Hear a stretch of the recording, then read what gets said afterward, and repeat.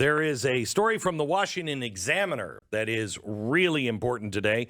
The New York man who shot up a Buffalo supermarket on Sunday kept no secrets about how and why he planned to murder as many blacks as possible. Of course, we know from the mainstream media that reason is he's a white supremacist Republican.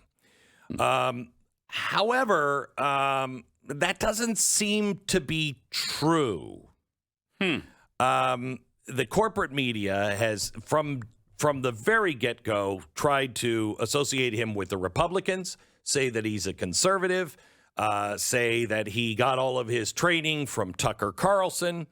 But, it's weird. It's weird. In the 180-page document authored by the shooter, he doesn't mention Tucker Carlson, not even once. Not at all. Not at all.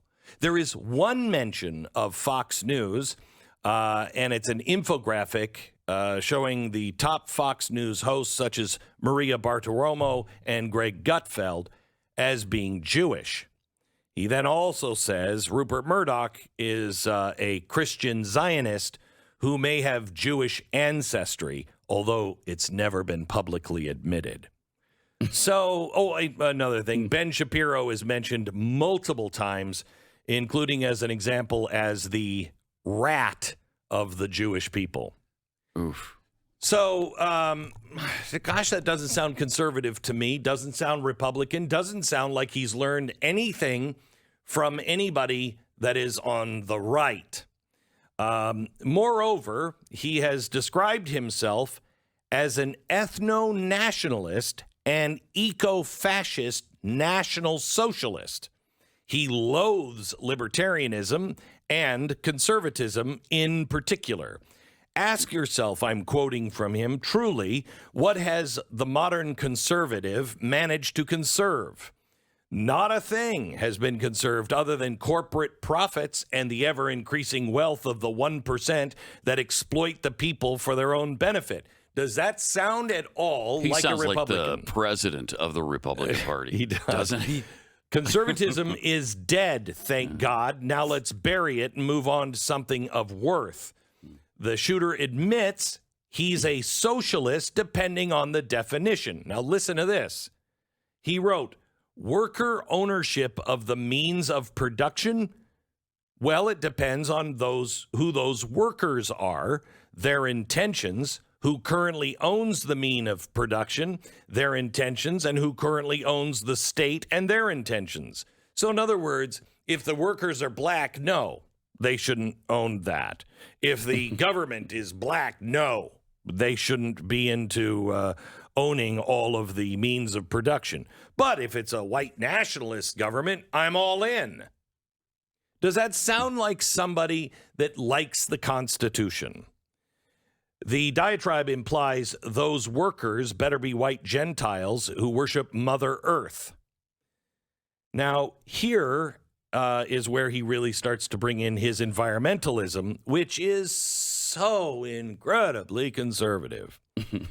Green nationalism is the only true nationalism, he writes. There is no conservatism without nature. There is no nationalism without environmentalism. The natural environment of our land shaped us just as we shaped it. We are born from our lands, and our own culture was molded by those same lands. The protection and preservation of these lands is the same important as the protection and preservation of our own ideals and beliefs. For too long, we have allowed the left to co-opt the environmentalist movement and serve their own needs. By the way, you're now starting to get to who he really is. And it is something that I think this will be the only large conservative audience that has even heard about what I'm about to show you. The left has controlled all discussion regarding environmental preservation while simultaneously presiding over the continued destruction of the natural environment itself through mass immigration and uncontrolled urbanization, while offering no true solution to either issue. There is no green future with never-ending population growth. Malthusian. The ideal green world cannot exist in the world of 100 billion, 50 billion, or even 10 billion people. Continued immigration into Europe is environmental warfare and ultimately destructive to nature itself. So the guy is Malthusian. The guy is one of these old-style conservationists that say the only way to conserve is to kill people. Europe of the future is not one of concrete and steel, smog and wires, but a place of forests, lakes, mountains, and meadows. You've got to depopulate.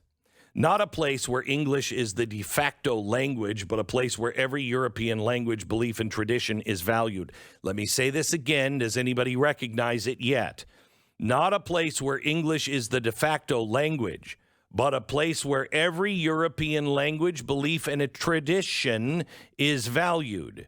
Each nation and each ethnicity is molded by their own environment. And if they are to be protected, so must their environments. There is no traditionalism without environmentalism. This guy is a capital T traditionalist, which I have told you comes from Russia. Who has educated this guy? Most likely Alexander Dugin or one of his kind. The fascination with fascism and the environment and white supremacy and anti-Semitism, this is Germany. This is Germany. But he takes also the view that people are less important than the planet. And he said that he was killing blacks, quote, because Jews can be dealt with in time, but the high fertility replacers will destroy us now, end quote. This guy is sick, twisted, clearly a Nazi, says he's a socialist and a fascist. That is not a Republican, and you are doing grave damage, and you are causing the problem to get worse by ignoring the true problem and blaming it on Republicans. He was not radicalized by watching Fox News. He was not listening to Ben Shapiro on his way to work or anybody like me. He was most likely a fan of Alexander Dugin and a fan of the Green New Deal. What do you say? We stop trying to be armchair warriors and armchair coaches and say, you know what? Why don't we actually look at how the game was played and what the player said he was trying to do? Let's look at who this guy said he was instead of inventing something brand new. But that's not really possible. Did you see the article in Rolling Stone yesterday, the editorial written by Talia Levin? Now, she's written several articles, but the media is not connecting the dots, obviously. They are endorsing her. I don't know how she got an article into Rolling Stone. The headline yesterday, Buffalo shooter is not a lone wolf. He's a mainstream Republican. The right-wing extremists who control the modern GOP are gripped by racist delusions.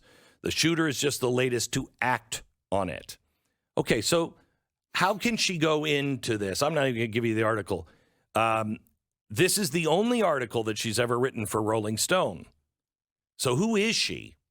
Well, she's a quote-unquote journalist. Okay, air quotes, journalist. And I don't mean journalist even in the new sense of journalist, you know, where it means activist, not actually journalist. She's much worse than that. Listen to her record. She has a book out, The Culture Warlords, My Journey into the Dark Web of White Supremacy. She was also fired from her job at the New Yorker as, get this, a fact checker because she called an ICE, Immigration and Customs Enforcement, the group, neo-Nazis.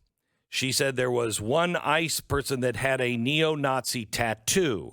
It was an iron cross, she said, as the fact checker, the emblem of the Nazis. No, it actually wasn't. It was a tattoo of the guy's platoon because he was a Marine and wounded in action, which she, of course, blamed ICE. She said they targeted her for, just for being in her words, a fat Jewish feminist with a Harvard education. No, actually, you were fired from your job because the New Yorker hired you as a fact checker and you got all of the facts wrong. She even lost her professor gig at NYU. NYU canceled her class. She also is a big defender of George Soros, an article in the Washington Post. Conspiracy theories about Soros aren't just false, they're anti-Semitic. She is a huge defender of George Soros. I wonder what. Oh, I actually don't. I just saw that on her resume she worked for Media Matters. Oh, okay. So here are some of the headlines that she has written in the past. The far right continues to spread the conspiracy theory that inspired the synagogue shooter. YouTube banned Alex Jones, but it's letting white supremacist content thrive. So YouTube is also very, very right-wing and pro-white supremacy. Backlash to professor's anti-Kavanaugh tweet illustrates the content pipeline from 4chan to the Tucker Carlson show. How the Russian concept of info noise can help American outlets cover Trump. How YouTube facilitates right-wing radicalization. In drawing equivalencies between white supremacists and Antifa, media outlets obscure ideologies and impacts. She thinks Antifa is, they're all heroes. A list of right-wing amplifiers of QAnon conspiracy theory. The lists include menaces to society as James Woods, Roseanne Barr, and Kurt Schilling. That's who wrote this article. She cannot hold a job. She's been fired from left-wing, massive radical organizations. And Rolling Stone puts an editorial out. Gee, I wonder why. And most likely it will be the last editorial she writes for. I mean, if she's going to keep her record going, this will be the last one she writes. And then she'll find some other organization that will play cover for her as an actual journalist. This is what you're up against. This is why you have to pay attention, because this poison is being pushed out into the mainstream by corporate media every single day. You have to know who it is and how to argue or tell your friends, no, this is who this person is. Disregard it.